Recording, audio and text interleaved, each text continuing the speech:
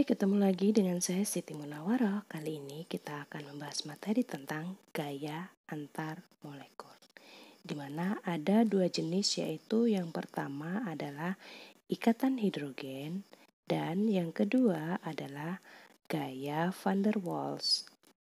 Check this video. Yang pertama adalah ikatan hidrogen.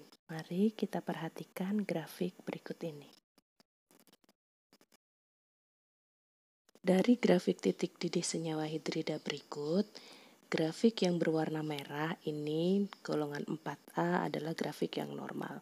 Kenapa? Karena titik didihnya meningkat seiring dengan meningkatnya periode atom pusat.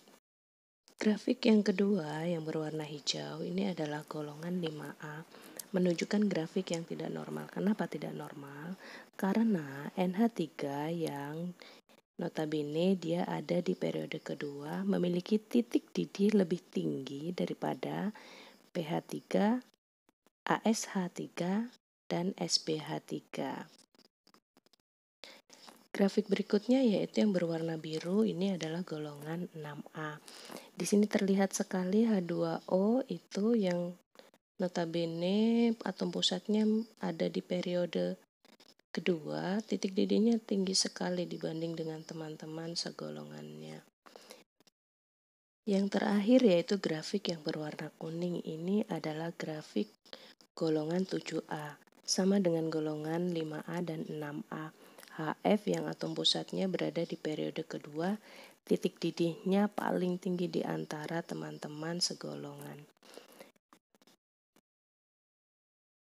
Sehingga secara garis besar ciri ikatan hidrogen yaitu yang pertama, ikatan yang terjadi antara atom H dengan atom N, O, dan F pada molekul yang berlainan. Yang kedua, ikatan hidrogen lebih kuat dibandingkan dengan gaya van der Waals. Yang ketiga, senyawa yang mengandung ikatan hidrogen akan memiliki titik didih dan titik leleh yang lebih besar, walaupun MR-nya kecil. Yang selanjutnya yaitu gaya van der Waals. Ciri-cirinya yang pertama, terjadi antara senyawa kovalen. Yang kedua, terdiri dari gaya dipol-dipol yang terjadi antara senyawa polar dan polar. Kemudian ada gaya dipol non-dipol terjadi antara senyawa polar dengan non-polar. Selanjutnya, gaya non-dipol terjadi antara senyawa non-polar yang disebut juga gaya dispersi atau gaya London. Yang ketiga, gaya dipol-dipol lebih kuat dari non-dipol. Yang keempat, titik didih dan titik leleh ditentukan oleh yang pertama yaitu MR. Semakin besar MR, maka titik didih dan titik lelehnya besar. Yang kedua yaitu struktur. Rantai lurus, titik didih dan titik lelehnya lebih besar daripada rantai bercabang.